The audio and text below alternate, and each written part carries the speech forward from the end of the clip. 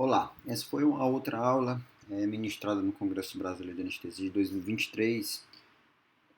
Pediram para falar sobre as recomendações atuais para o uso de colóides no intraoperatório, né? Isso aqui me relembra a prova do TSA que foi feita em 2011, em que uma das perguntas foi justamente sobre reposição volêmica, cristalóide versus colóide, né? À época, existia até uma controvérsia muito maior, porque a gente tinha vários colóides sintéticos, gelatinas, amidas, e existia uma controvérsia bem maior porque ainda se conhecia pouco sobre algumas complicações do colóide. Já tinha indício da questão da coagulopatia, né, da alteração da função renal, mas ainda não era uma coisa com tanto substrato. Bom, então, por que colóide? Né? A gente sabe que a repulsão colóide ela tem um efeito coloide osmótico, por apresentar moléculas maiores, né, teoricamente teria um efeito colodosmótico intravascular e um menor extravasamento, e fazendo com que aquele volume que fosse administrado tivesse um maior efeito na reposição volêmica, ou seja, administrei 1000 ml, vai ficar mais ou menos 1000 ml dentro do intravascular.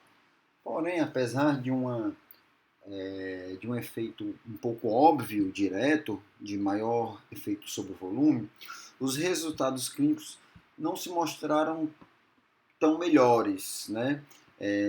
O efeito sobre a coagulação e principalmente sobre a função renal, hoje, principalmente nos pacientes de terapia intensiva e na sepsis, os efeitos foram deletérios a ponto que algumas agências reguladoras interviram no sentido de limitar o uso desse tipo de paciente.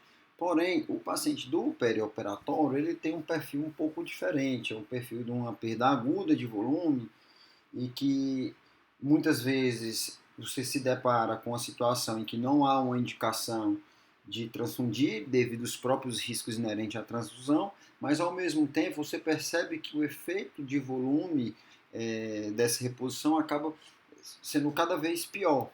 Então, será que no perioperatório eu também tenho esse efeito pior do coloide? E por último, eu vou falar um pouquinho sobre a prática. Na prática, como é que é esse efeito sobre o volume? Bom, coloide versus coloide na UTI. Né? Eu trouxe aqui só para a gente ter uma noção de que vários são os trabalhos que mostram um efeito deletério, principalmente no paciente séptico, do uso do coloide sem melhor desfecho de sobrevida. Então, um aumento no risco de função renal, né? Dentre outros. Aqui no caso da albumina, em que uma reposição com a albumina na unidade de terapia intensiva não mostrou benefício em mortalidade, falência de múltiplos órgãos, tempo de internação, ventilação mecânica ou mesmo diálise. Porém, uma análise pós-hoc desse estudo de 2004, aqui eu estou só pincelando porque não é o objetivo da aula, certo? Uma análise pós-hoc avaliou no caso de pacientes com TCE. Eles acharam que na realidade havia uma piora do desfecho, né, com a utilização de albumina para reposição de pacientes com TCE. Detalhe que eu vou falar mais na frente, lá no final da aula, que a albumina a utilizar, primeiro, assim, não foi um objetivo primário essa avaliação do TCE, então, assim, não tinha amostragem significativa para esse desfecho. E outra coisa que a albumina utilizada foi a albumina 4%, que ela, por si só, é um pouco hipotônica. A albumina isotônica é a de 5%. Apesar disso tudo, no Survival Sepsis Campaign de 2021, ele ainda traz uma indicação de albumina em situações em que você fez muito cristalóide e não conseguiu manter o volume, a volemia adequada. O problema dessa indicação aqui do Survival Sepsis Campaign é que não tem um cutoff. A partir de quanto? Né? A partir de quantos litros eu considero que o cristalóide não foi suficiente. Né? A gente vai falar um pouquinho sobre isso no que toca o paciente no intraoperatório. Então, como eu falei anteriormente, o desfecho inadequado a maioria dos trabalhos com o uso de colóide, principalmente o sintético, fez com que as agências reguladoras, no caso aqui a Agência Europeia de Medicina, se manifestasse em 2013, indicando restrição de uso, né? Porém, em 2018, a persistência do uso em pacientes sem indicação levou a novas medidas restritivas, com alteração de rótulo, com contraindicação em algumas situações e com indicação apenas na hemorragia aguda, quando o cristalóide foi insuficiente. Novamente, em 2023, a não obediência a essas indicações fez com que desculpa, fez com que houvesse a suspensão da venda das amidas lá na União Europeia.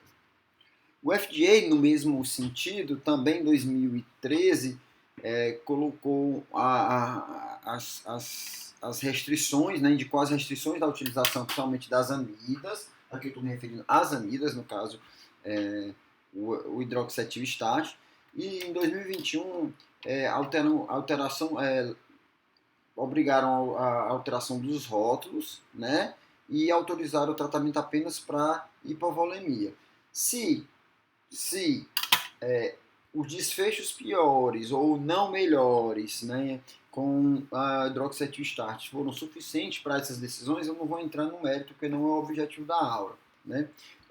Mas um fato a se levar em consideração é que as referências que essa última recomendação do FDA traz são um pouco antigas. E a gente vai tentar trazer aqui, principalmente no intraoperatório, referências pelo menos dos últimos 5 anos, tá bom? Então, amido perioperatório, será que os resultados são semelhantes ao da terapia intensiva? Eu vou citar alguns trabalhos. Esse ensaio duplo cego randomizado pelo grupo do Johnston, né, publicado em 2018, avaliou a fluidoterapia comparando colóide versus cristalóide em alíquotas de 100 ml, então ele usava como bolos uma alíquota bem pequena de 100 ml, e o diferencial desse trabalho foi justamente a automação, ou seja, ao ter o VVS, um volume sistólico alterado, gatilhava em alça fechada a administração de 100 ml da solução grupo específica. Né? Então foram 160 pacientes e também mantinham cristalóide na manutenção da reposição volêmica. Né? O desfecho primário foi significativo do ponto de vista estatístico, mas eles usaram um score de morbidade, foi de 2 para colóide e 3 para cristalóide. Foi significativo do ponto de vista estatístico, porém, há um questionamento sobre o significado clínico dessa diferença. Como desfecho secundário, lembrar sempre que desfechos secundários são desfechos avaliados, mas que a amostragem populacional não foi realizada para comprovar ou não comprovar esses desfechos, né? O colóide houve, até por motivos óbvios, uma redução no volume dos bolos, redução no volume total, redução do balanço hídrico e redução no uso de vasopressores. Um detalhe bem interessante que a gente vai falar na última parte da aula é que a razão entre cristalóide e colóide, ou seja, a cada 1,4 unidade de cristalóide foi dado 1 unidade de colóide, que a relação foi de 1,4 para 1. Vamos já guardar essa informação, tá bom? Para voltar a ela. Houve uma diminuição nas complicações pós-operatórias e não houve diferença no desfecho renal. Agora, um detalhe bem interessante é que a gente teve desfechos semelhantes, ok, até com a diminuição das complicações pós-operatórias com o uso de colóide, ok, mas se você for desmiuçar esse trabalho, a média da duração da cirurgia com cristalóide foi em torno de 1 hora a mais do que a média de cirurgias com colóide, assim, dando uma possibilidade que as cirurgias em que foi feita a reposição com cristalóide, né, foram cirurgias mais complicadas, a julgar pela duração. Né? E esse mesmo grupo fez uma avaliação tardia de 1 ano e não mostrou diferença na função renal entre os dois grupos, né? Mostrando aqui então que teoricamente para o intraoperatório relativo à função renal não houve piora com o uso do colóide. Esse é um trabalho retrospectivo, e apesar de retrospectivo eu trouxe ele porque trata-se de pacientes submetidos à nefrectomia parcial ou total, ou seja, pacientes com risco de alteração da função renal pós-operatória. Né? 30% desses pacientes receberam hidroxietil estático e fizeram aqui como foi uma porcentagem bem maior de pacientes que recebeu cristalóide, eles fizeram um pareamento por score de propensão para tentar transformar essa avaliação retrospectiva em uma avaliação mais próxima de um ensaio prospectivo, certo? Foi colocado 280 pacientes em cada grupo e não houve piora no desfecho renal. Então, esse é o segundo trabalho falando que o desfecho renal não é pior com o coloide. Esse outro grupo, um estudo grande, agora já com mais de 1.000 pacientes, cirurgia abdominal de médio e alto risco, tanto abertas ou laparoscópica, utilizaram terapia guiada por metas comparado hidroxetil-start com ringer lactato. O desfecho foi um desfecho composto primário em que ele reuniu todas as complicações pulmonares, cardíacas, infecciosas, gastrointestinais, renais e até alteração de coagulação. E esse trabalho também não mostrou piora no desfecho com o uso de coloides. E também não houve um aumento da creatinina numa avaliação mais tardia em 6 meses. Certo? Então, assim, até aqui a gente vê que não está tendo uma diferença muito grande de desfecho entre coloide e cristalóide. Esse é um outro estudo grande, com mais de 700 pacientes, Foutier, publicado em 2020, e ele pegou pacientes com aumento submetidos à cirurgia abdominal de grande porte com risco de aumento de insuficiência renal aguda. Esses são os critérios que ele utilizou com aumento de risco, né? Idade, comorbidades, cirurgia de urgência. Então, eles pegaram esses pacientes que tinham um aumento do risco, né? 4 ou mais fatores de risco para lesão renal aguda, e eles acharam que nesse trabalho havia um aumento do risco de lesão renal, aqui em torno de 36%, em 28 dias, apesar de que o desfecho primário composto, né, complicações pós-operatórias graves em 14 dias, não foi diferente. Um detalhe também interessante que ele achou foi que houve um aumento significativo do uso de concentrado de hemácias. Então, que a gente teve um aumento de lesão renal, um aumento do uso de concentrado de hemácias. Mostrando, então, que poderia aquele mesmo efeito deletério que a gente vê na terapia intensiva ter no intraoperatório. Aí, lembra aquele primeiro estudo que eu falei que ele estudou em alça fechada, a reposição volêmica, esse aqui, que tiveram 160 pacientes, né, em alça fechada. Ele compara esses dois estudos. O autor desse primeiro estudo aqui em alça fechada, automatizada, ele faz uma breve revisão narrativa e compara o estudo do Foutier, certo? Que teve mais de 700 pacientes com o grupo do Johnston, certo? E ele faz uma comparação do volume utilizado em cada grupo. Em vermelho aqui o grupo do Foutier, em cinza do Johnston. Ele mostra aqui que a quantidade de volume utilizada nos dois grupos, tanto cristalóide quanto coloide, no caso do Foutier, foi bem maior, o que levaria a uma predisposição à piora no desfecho. Outro detalhe que ele relata é que como o grupo do Foutier não foi automatizado, ou seja,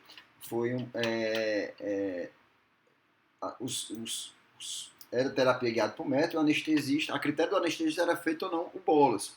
Então, a aderência ao protocolo fica mais questionada. Então, ele considera, com esses dois fatores assim de diferença, né, dos dois trabalhos, poderiam levar a resultados diferentes. Então, ele faz essa sugestão que o ideal era ter uma aderência ao protocolo de maneira mais significativa, que você conseguiria um resultado melhor.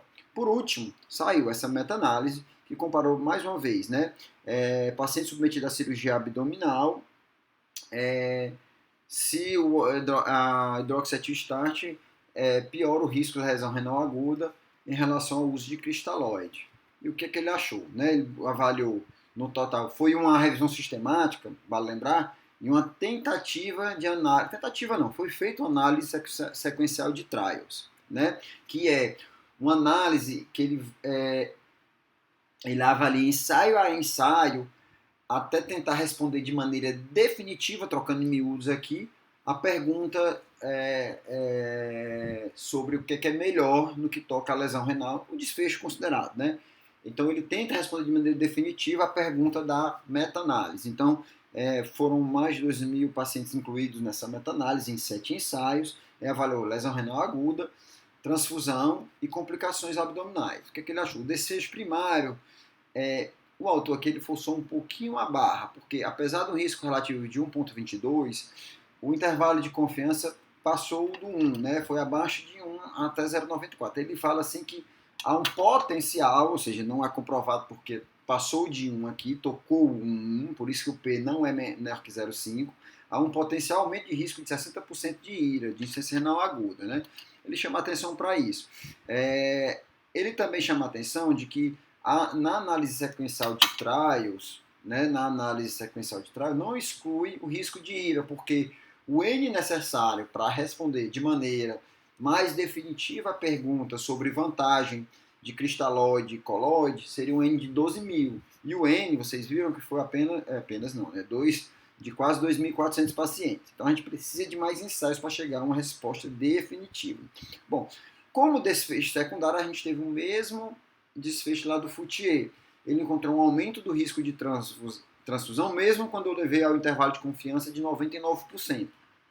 Então, é uma tendência considerável de aumento de IRA e um aumento no risco de transfusão. Os outros desfechos, diálise, complicações abdominais, mortalidade, droga vasoativa, não houve diferença. Então, o que é que ele conclui? Os resultados do manejo de fluidos com amida em cirurgia abdominal de grande porte devem ser interpretados com cautela e a tomada de decisão deve ser baseada nos resultados de estudos multicêntricos maiores, ou seja, a resposta ainda não é definitiva. Albumina e perioperatória. A gente falou do START, né, do amida, agora da albumina. A albumina, muito mais do que sua função oncótica, ela traz outras funções, transporte de moléculas hidrofóbicas, ela também tem uma função tampão no pH, antioxidante, e a nova não tão nova, né, a teoria do equilíbrio dos fluidos corporais hoje leva muito em consideração o glicocálise, né? A preservação do glicocálise. E a albumina atua justamente nessa preservação do glicocálise, que é uma camada que fica subendotelial, abaixo do endotélio, tá bom? Os benefícios potenciais têm a propriedade encótica em si, a volemia, e propriedades não oncóticas, como estabilização endotelial, imunomodulação, antioxidante. Porém, hoje a gente não tem grandes problemas na disponibilidade da albumina, mas uma utilização em larga escala pode levar a um problema na disponibilidade dessa albumina, já que é um insumo limitado. Esse aqui é um ensaio pequeno, mas eu fiz questão de trazer porque ele traz um dado fisiológico, né? Ele comparou aqui albumina com ringue acetato e o desfecho foi justamente a oferta de oxigênio sistêmica e mesentérica. Ele não viu diferença significativa no que toca a oferta de oxigênio nesse esquisito. A única diferença nesse trabalho foi a quantidade de bolos administrado, uma diferença média de 375. Aí eu me pergunto, será que isso, apesar de estatisticamente significativo, é significativo do ponto de vista clínico? Né? Lembrando que, se a gente for esmiuçar o trabalho aqui, os pacientes com ringue acetato, o dobro de pacientes tiveram pancreatoduodenectomia como cirurgia, enquanto que a gastrectomia foi mais comum no grupo da albumina humana. Então, assim, cirurgias mais complicadas, com maior shift de líquido no grupo do ringue acetato. Esse é um trabalho interessante, mas a gente tem que dar o peso que deve ter, porque tratou-se de um corte retrospectivo, gigantesco, mas retrospectivo com suas vieses, né, de amostragem e dificuldade de uma avaliação. Na verdade, a gente sabe que o trabalho retrospectivo ele serve como uma avaliação exploratória do que é que eu tenho que avaliar nos meus ensaios randomizados, controlados, prospectivos. Né? Ele achou que a albumina foi utilizada em 15% dos casos. Uma mediana, a quantidade de albumina utilizada, a mediana de albumina utilizada foi 250, ou seja, a quantidade mais comum de albumina utilizada foi 250, uma quantidade pequena de albumina. Geralmente, se você faz bolos de 100 a 250, foi 1 até 2 bolos, né? Geralmente pacientes mais complicados, cirurgia de maior maior volume de cristalóides administrado, sangramento, transfusão, mais hipotensão. Então, veja que o cenário da utilização da albumina foi um cenário de maior complexidade, de maior gravidade. Então, por isso a dificuldade de levar esse trabalho de uma maneira pragmática, como para eu tomar minha decisão no intraoperatório. Ele mostrou que a utilização de albumina aumentava a lesão renal aguda, complicação pulmonar e mortalidade, né? Porém, mais uma vez, são pacientes com potencial já mais grave de início. Aí um detalhe bem interessante aqui, esse gráfico que mostra, que é, olha aqui, ó, instituições com alto uso de albumina, instituições aqui em vermelho com mínimo uso de albumina. A utilização de albumina era mais uma questão do serviço, né, institucional e do profissional. Por quê? Porque a gente não tem ainda evidência nem guidelines para definir de maneira objetiva a utilização da albumina no intraoperatório. E aí eu saindo um pouquinho, entrando um pouquinho mais na cirurgia cardíaca, nesse trabalho, o Albix Trial, né, avaliou mais de 1.300 pacientes e comparou albumina com ring acetato. Um detalhe a chamar a atenção desse trabalho é que foi utilizado apenas um fluido em cada grupo, ou seja, aquele que usou albumina só usou albumina. Isso nem para quem usa colóide é a realidade. Então tem que levar isso em consideração.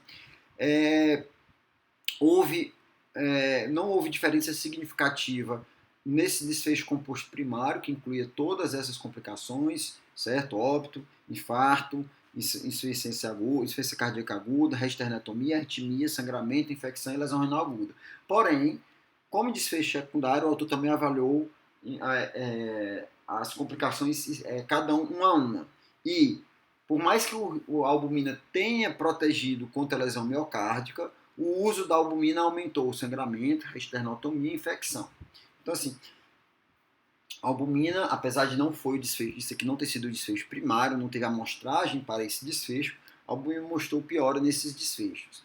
E aí, em 2023, esse ano, foi feita uma análise pós-hoc, né? As análises pós-hoc a gente tem que entender também que elas têm as suas limitações de viés sobre a administração de hemoderivados e fatores, né? Assim, o que comparando a albumina com o Ringer. A albumina foi associada a aumento de sangramento, aumento da utilização de concentrado de hemácias e aumento do uso de fibrinogênio. E ele, o autor, ele é um pouco categórico, né? Ele chama a atenção que o fator de risco para aumento de sangramento com a utilização da albumina, fator de risco não, desculpem. A razão de chances com a utilização de albumina de aumentar sangramento foi semelhante à cirurgia mais complexa e à cirurgia de urgência, botando uma cirurgia de urgência, uma cirurgia mais complexa, no mesmo patamar da cirurgia em que foi utilizado albumina. Então, ele defende a não utilização, pelo menos de rotina, da albumina. Voltando, né, falando um pouquinho aqui do TCE, voltando para aquela análise pós-hoc do SAFE publicado em 2007, em que houve uma piora do prognóstico com a utilização de albumina a 4%.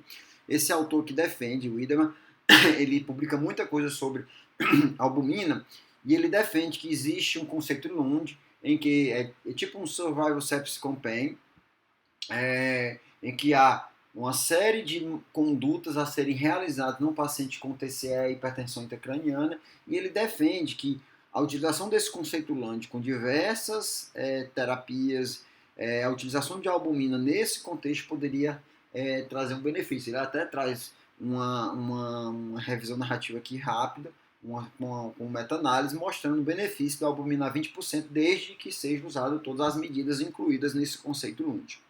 Então, por último, depois a gente vai passar para a conclusão, um efeito sobre o volume de cristalóide colóide. A gente sempre lê no livro e é muito batida a questão de repor cristalóide numa proporção de 3:1. Só que assim, eu queria inserir aqui um conceito que é a contexto dependência da sua reposição. Essa é uma revisão narrativa bem interessante, vale a leitura. Você que já tem 15 anos, mas assim, ela foi o primeiro trabalho que eu li sobre reposição mais restritiva que me chamou a atenção sobre os riscos de uma reposição mais exagerada, né? Aquela continha que ainda hoje alguns colegas fazem de repor ali o jejum, 2 ml por quilo-hora de jejum, depois 8 a 12 ml quilo-hora, com balanço hídrico muito positivo. Isso, teoricamente, traz um risco considerável no que toca à reposição volêmica. E aí ele citou alguns ensaios em que foi administrado solução coloidal, né, em situações em que foi feita uma hemodiluição normovolêmica, ou seja, você repôs o colóide repôs com colóide após uma retirada de sangue, né? E aqui, nessas barras mais escuras, quando você não fez essa retirada. E aqui o efeito de volume. Quando você fez uma retirada de sangue antes da administração do colóide, o efeito volume foi de 80% para mais. Quando você não fez essa retirada de sangue, o efeito de volume foi perto de 40% com colóide, os dois. Então, assim, eu estou falando para você que com colóide, o efeito, mesmo com colóide, o efeito volume depende do contexto do paciente. Né? Então, se eu tenho um paciente que está vasodilatado, que perdeu sangue, você vai ter um efeito de volume diferente. Esse aqui é um trabalho antigo, mas só para mostrar para vocês que após a flebotomia, o efeito da hidroxietilstat de 6%, o efeito de volume foi de 1.100, ou seja, você repôs com 1.000 ml, por ela ter ser um pouco hiperocogênico, o efeito de volume foi de 1.100. Enquanto que o ringeractato foi de 600 quando se repôs 1.000. Então, assim, não é de longe 3:1 que essa conta tem que ser feita. Então, tem que ser feita uma reposição de acordo com as metas, que é o que é mais indicado hoje em dia. E aqui é uma revisão bem interessante que mostra a proporção entre cristalóide e colóide. Né? Vejam que os trabalhos aqui é em ordem cronológica, do mais antigo, 1977 até 2013. Vejam que a razão entre cristalóide e colóide, que em alguns trabalhos mais antigos chegava até 4,5:1, mas a maioria ali entre 2 e 2,5, hoje gira em torno de 1,5. Então, essa matemática do 3 ou 5:1, ela não deve ser obedecida, porque na realidade não é necessária. Os trabalhos que avaliaram a terapia com o resultado a partir da terapia guiada por metas, mesmo um protocolo bem fechado, como aquele que eu citei, automatizado, eles